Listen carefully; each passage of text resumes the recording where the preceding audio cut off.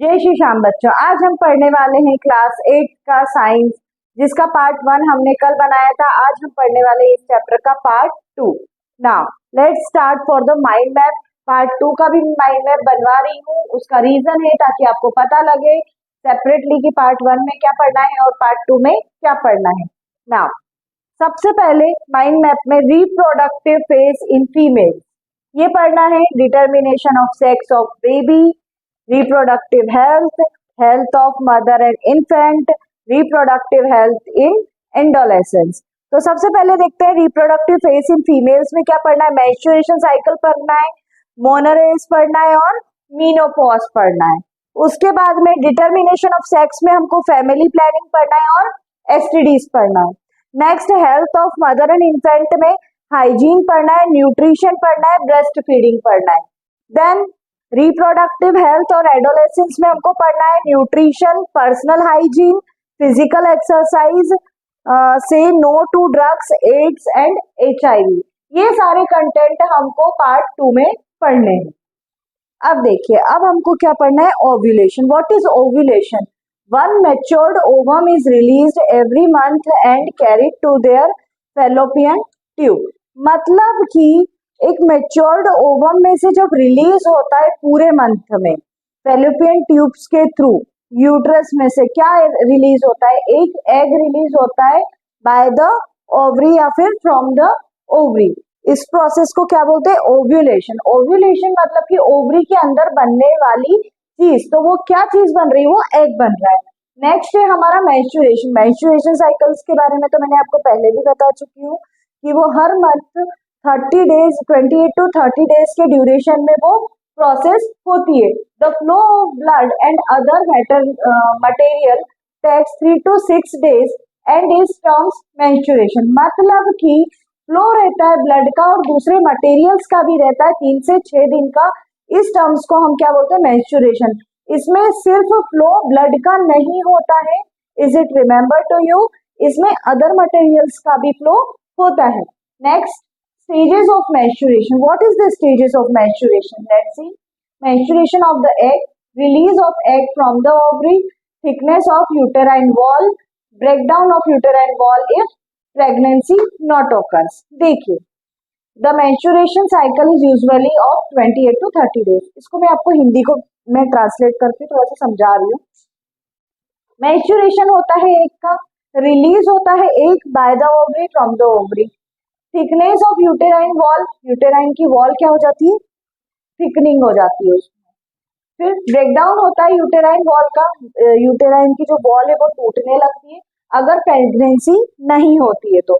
उसके बाद आते हैं the menstruation cycle is usually 28 to 30 days. मतलब कि मेंस्ट्रुएशन साइकिल जो रहती है, जो पीरियड साइकिल रहती है गर्ल्स में, वुमेन्स में, वो 28 to 30 डेज की रहती है। Then we come on menarche. What is menarche? The term is the first menstruation flow begins at the onset of the puberty। मतलब कि फर्स्ट menstruation flow जब होता है onset of the puberty में, जब first time menstruation cycle start होती है, उस चीज को हम क्या बोल रहे हैं, menarche. Then menopause। what is menopause? the age of 45 to 50 years the menstruation cycle stop। ऐसी एज 45 से 50 के बीच में जब आपकी मेंस्ट्रुएशन साइकिल पूरी तरह से स्टॉप हो जाती है, दिस प्रोसेस और this phase is known as menopause. अब हम पढ़ने वाले हैं determination of sex of a baby. मतलब कि बेबी का सेक्स आप कैसे डिटरमाइन करते हैं, किस प्रोसेस के थ्रू डिटरमाइन करते हैं, वो हम बताएंगे। देयर आर 43 और 23 pair of chromosomes in every normal cell. हर नॉर्मल सेल में 23 पेयर्स के फॉर्म में होते हैं और 46 इंडिविजुअल क्रोमोसोम्स प्रेजेंट होते हैं। 2 out of these are the sex chromosome. ये कौन से क्रोमोसोम होते हैं, सेक्स क्रोमोसोम होते हैं। The sex chromosome are denoted as X and Y। Both the chromosome in a female are X। Female में सिर्फ X क्रोमोसोम प्रेजेंट रहता है। However a male has one of each X and Y। जबकि male में कौन सा chromosome present रहता है, both X and Y। An egg has X chromosome where is a sperm has X and Y chromosome. सारी चीजें आपको यहाँ पे मैं एक साइकिल के थ्रू क्लियर कर रही हूँ, both X and Y, this is male chromosome and this is female chromosomes. तो देखिए X ने X को क्रॉस किया तो कौन सी वैरायटी बनी, XX वैरायटी बनी। X ने फिर से X को क्रॉस किया तो XX बनी, दो XX की वैरायटी हमारे पास बन रही है। फिर Y X को क्रॉस कर रहा है तो XY बन रहा है, फिर Y X को क्रॉस कर रहा है तो XY। मतलब कि इसमें बराबर का रेशो है, 1:1 यहाँ पे फॉर्म हो रहा है। मतलब कि जितने मेल्स के क्रोमोसोम बन रहे हैं उतने ही फीमेल्स के बन रहे हैं। हमारा नया टॉपिक है एडोलेसेंस। एडोलेसेंस क्या होता है, एडोलेसेंट प्रेगनेंसी पढ़ना है आपको, कह रहा हमको। एडोलेसेंस एज मैंने आपको बता दी है। एडोलेसेंस प्रेगनेंसी वो प्रेगनेंसी होती है बेटा जो बिफोर 18 इयर्स होती है। हमारे देश में क्या कानून है कि 18 इयर्स के बाद ही गर्ल की शादी की जाएगी, then it get be the pregnant. But कुछ केसेस में क्या होता है, जैसे इंटीरियर्स में, गांव वगैरह में या एंशियंट टाइम पे ऐसा होता था कि बिफोर 18 ईयर्स शादी हो जाती थी। उस केस में क्या होता था, जो प्रेग्नेंट होती थी लड़की या प्रेगनेंसी जो होती थी वुमेन्स की, वो इमेच्योर्ड होती थी। इमेच्योर्ड मतलब हार्मोन्स ही नहीं डेवलप होते वुमेन्स में, ठीक है। जो बेबी आता है वो हेल्दी बेबी नहीं आता है, कुछ ना कुछ प्रॉब्लम्स या कुछ इमेच्योर टाइप के सिम्टम्स उसमें रह जाते हैं। तो ऐसी प्रेगनेंसी को हम कह रहे हैं एडोलेसेंस प्रेगनेंसी। मैं इसको एक बार रीड भी कर देती हूँ। The legal marriageable age of girls in our country is 18 years. This is so because the younger girls are not ready physically and mentally to be mothers. In case of mother is underage, the health of both mother and child may suffer. दोनों की health सफर करती है। उसके बाद आते हैं हम next topic पे जो है हमारा एसटीडी। एसटीडी क्या है देखते हैं हम। It is also called STDs and a number of diseases including AIDS can be transmitted due to unprotected sexual acts. STD का फुल फॉर्म बताती हूँ। सबसे पहले तो मैं आपको सेक्सुअल ट्रांसमिटेड डिसीज होती है, ठीक है। ये सेक्सुअल ट्रांसमिटेड डिसीज होती है और ये बहुत ही सीवियर डिसीज होती है बेटा। इसमें क्या होता है कि अगर एक बार HIV पॉजिटिव के कांटेक्ट में आप आ गए तो आपको HIV होना 100% है। इसको कोई सी दवाई ऐसी नहीं बनी है अभी तक हमारे इंडिया में या फॉरेन में भी कि इस डिसीज का क्योर प्रॉपरली हो सके।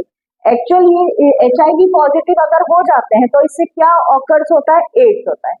HIV का फुल फॉर्म भी मैंने आपको पहले भी बता दिया है, अभी भी बता देती हूँ। ह्यूमन इम्यूनो वायरस, ठीक है। मतलब हमारा जो इम्यून सिस्टम का जो वायरस रहता है वो पॉजिटिव हो जाता है, मतलब कि वो ही खतरे में आ जाता है। जब हमारा इम्यून सिस्टम का मेन जो प्रोटेक्टिंग वायरस है अगर वो ही खतरे में आ जाएगा तो हमारी बॉडी कैसे वर्क करेगी, हमको कौन प्रोटेक्ट करेगा। जब हमारे WBC खतरे में तो हमारी प्रोटेक्टिंग सेल्स या गार्ड सेल्स कहाँ से बन पाएंगे। वो क्या होता है, जब हमारा HIV पॉजिटिव होता है उसके बाद में वो कौन सी डिसीज ऑकर्स होती है, उसमें से एड्स बनता है। एड्स का फुल फॉर्म है एक्वायर्ड इम्यूनो डिफिशियंसी सिंड्रोम। जब एक्वायर्ड इम्यूनो डिफिशियंसी सिंड्रोम्स होते हैं मतलब कि बॉडी में कुछ हल्के से चेंजेस आते हैं। नॉर्मली पेशेंट्स को कुछ भी नहीं होता है, स्टार्टिंग में बिगिनिंग स्टेज जो रहती है वहां पे हल्का सा आपको फीवर आ रहा है, कोल्ड कफ हो रहा है। अगर फीवर आ रहा है तो फीवर महीनों तक ठीक ही नहीं हो रहा है। कोल्ड कफ होगी तो कोल्ड कफ सालों महीनों चलती जा रही है, आपको साल बीत गया, कोल्ड कफ ही नहीं ठीक हो पा रही है। और ऐसे में क्या होता है, जो हमारा इम्यून सिस्टम रहता है, HIV पॉजिटिव तो हो जाते हैं हम लोग, उसके बाद में हम लोग से मतलब आप अपने आप पे ना लीजिएगा। जस्ट फॉर एग्जांपल अगर HIV पॉजिटिव हो जाता है कोई भी पर्सन तो उसमें उसका क्या इम्यून सिस्टम बहुत वीक हो जाता है, एड्स ऑकर्स हो जाता है तो उसके कारण उसका और वीकनेस इंक्लूड हो जाता है। दैट्स वाई पूरी बॉडी में जो वर्किंग प्रोसेस रहती है वो 0 लेवल हो जाती है। ना उसको प्रॉपर भूख लगेगी, ना खाना डाइजेस्ट होगा, ना प्रॉपर उसको कि कुछ भी मतलब अच्छा फील नहीं होगा क्योंकि इम्यून सिस्टम वीक हो जाएगा। तो इसको बोलते हैं STD। ये बीमारियां सेक्सुअल कांटेक्ट के थ्रू आती हैं। अगर एक पर्सन के साथ अगर आप कमिटमेंट में हैं then you will be get other person without any protection, then these disease get be occur। उसके बाद हमको आना है हाइजीन पे। अब हाइजीन क्या होती है, और हाँ जो STDs है ये एक चीज से और occurs हो सकती है। अगर HIV पॉजिटिव को अगर आपने इंजेक्ट किया है, कोई निडल अगर उसको लगी, कोई इंजेक्शन उसको लगा है, तो अगर वही निडल यूज हो रही है कोई हेल्दी पर्सन में, तो वो निडल के थ्रू उसके जो वायरस है वो दूसरे पर्सन में इंजेक्ट हो जाएंगे। इस कारण भी डिसीज बढ़ जाती है या फिर one person to another person transfer हो जाती है। उसके बाद आते हैं हम hygiene. What is hygiene? Hygiene का मतलब तो हमारी नॉर्मल भाषा में क्या होता है? साफ सफाई, स्वच्छ रहना। ठीक है, डेफिनेशन देख लेते हैं। Cleanness must be maintain to prevent any injection both before and after delivery to the mother and newborn. ठीक है, हाइजीन का मतलब ये बता रहे हैं यहाँ पे, क्योंकि हमारा रिप्रोडक्शन का चैप्टर है, तो हमको इसको mother, child, pregnancy and this one type में समझना पड़ेगा। हाइजीन यहाँ पे ये बता रहे हैं कि मतलब अगर मदर प्रेग्नेंट है तो उस केस में क्या होने वाला है, उस केस में आपको मदर को इंजेक्शन देना पड़ेगा, देन चिल्ड्रन को भी, चिल्ड्रन अगर पेट में है, उसके बेबी पेट में है अगर उसके, तो उसको इंजेक्शन के थ्रू अंदर हाइजीन प्रोवाइड हो जाएगा। नेक्स्ट होता है कि अगर बेबी बॉर्न हो चुका है, बेबी का बर्थ हो चुका है, देन उसको भी इंजेक्शन देने पड़ेंगे जस्ट बिकॉज ऑफ इन्फेक्शन दूर रहे। तो ऐसे हाइजीनिक इंजेक्शन भी आते हैं जो मदर्स को इन 9 मंथ के ड्यूरेशन में लगाए जाते हैं। अब आते हैं हम नेक्स्ट टॉपिक में, न्यूट्रिशन। न्यूट्रिशन क्या होता है भैया? नॉर्मली अगर हमसे कोई पूछे न्यूट्रिशन क्या होता है, आप बताइए क्या होता है?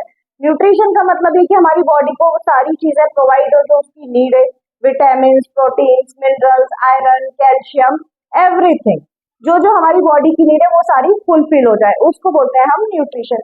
पर यहाँ पे हम क्या देख रहे हैं न्यूट्रिशन की डेफिनेशन देखिए, extra calcium and protein should be included in the diet of mother as this benefit both mother and baby. मतलब कि जब प्रेग्नेंट रहती है वुमन तो उसकी डाइट में हमको एक्स्ट्रा अमाउंट में क्या इंक्लूड करना है? कैल्शियम और प्रोटीन, जिससे बेबी और मदर दोनों ही फिट और हेल्थी रहती हैं, ताकि अगर मदर बेबी दोनों, मदर फिट रहेगी तो बेबी ऑलरेडी भी हेल्दी होगा और किसी प्रकार की डिसीज उसको भी नहीं होगी आफ्टर बर्थ, एंड मदर अगर हेल्दी रहेगी तो उसकी प्रेगनेंसी भी हेल्दी प्रेगनेंसी। अब हम पढ़ने वाले हैं ब्रेस्ट फीडिंग के बारे में, नया टॉपिक है हमारा। क्या होता है breast feeding? Mother milk contain not only nutrients but also antibodies and child should be breast feed up to the required age. देखिए, ब्रेस्ट फीडिंग क्या होता है? माँ का दूध बच्चे के लिए बहुत जरूरी होता है, उससे ना केवल सिर्फ उसकी भूख मिटती है बल्कि उसको एक एसेंशियल न्यूट्रिशन प्रोवाइड होता है, जिसके थ्रू क्या होता है कि उसकी जो एंटीबॉडीज है वो मजबूत होती है, क्योंकि न्यू बॉर्न जो बेबी होता है वो बहुत ही वीक या कमजोर होता है, आप लोगों ने देखा ही होगा। तो उसकी एंटीबॉडीज मजबूत करने के लिए सबसे ज्यादा उसको न्यूट्रिशन की जरूरत होती है। वो न्यूट्रिशन उसको कहाँ से मिलता है? उसकी मदर के थ्रू। ठीक है, तो ये टॉपिक है हमारा ब्रेस्ट फीडिंग। उसके बाद हम आते हैं रिप्रोडक्टिव हेल्थ इन एडोलेसेंस। अब रिप्रोडक्टिव हेल्थ एडोलेसेंस में कैसी होना चाहिए वो देखते हैं। Adolescence is the stage of a rapid growth and development. In this stage, a balanced diet should be taken. Adolescence ऐसी स्टेज है जहाँ पे रैपिड यानी कि जल्दी जल्दी ग्रोथ होती है, विकास होता है, बढ़ता है स्टेज, जहाँ पे बैलेंस्ड डाइट की हमको जरूरत होती है। अब balanced diet mean including carbohydrate, fats, minerals, vitamins in right amount by eating or taking adequate amount of cereals, pulses, fresh fruits, vegetable, milk, meat, etc. बहुत ही इजी इंग्लिश में मैंने लिखा है यहाँ पे, आपको समझ में ही आ गया होगा कि हमको क्या क्या खाना चाहिए और कैसे खाना चाहिए। उसके बाद आते हैं हम physical exercise. Physical exercise is the important for teenagers to exercise regularly as it keep the body fit and healthy. मतलब कि जब टीनेजर्स होती है तो बच्चे क्या करते हैं? खाना ज्यादा खा लेते हैं, चलते नहीं है।